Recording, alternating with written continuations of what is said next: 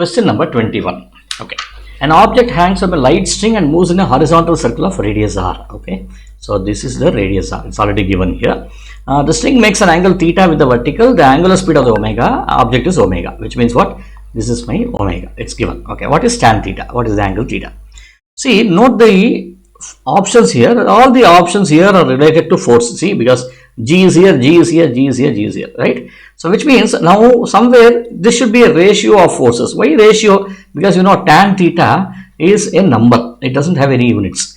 So what we'll do is, let us first resolve this into the components. This is my tension, and this tension now can be resolved into two parts. If this angle is theta, this angle should be 90 minus theta.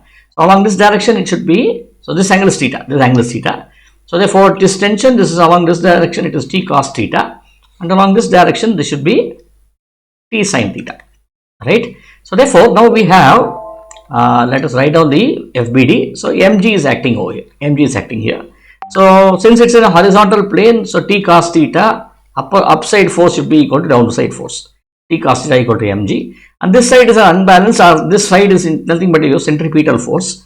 So t sin theta is nothing but equal to m omega square or mv square divided by r. This is what we know. Or if I substitute v equal to r omega, I can write m r square omega square divided by r, which is nothing but m r omega square.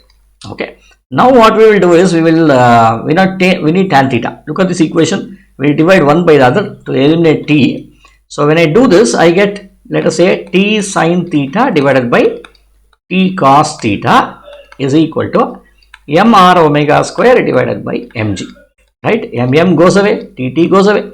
So which means I get tan theta is equal to r omega square by g. So which is the right option? Omega square r by g is option A. Okay. Let us move on to the next.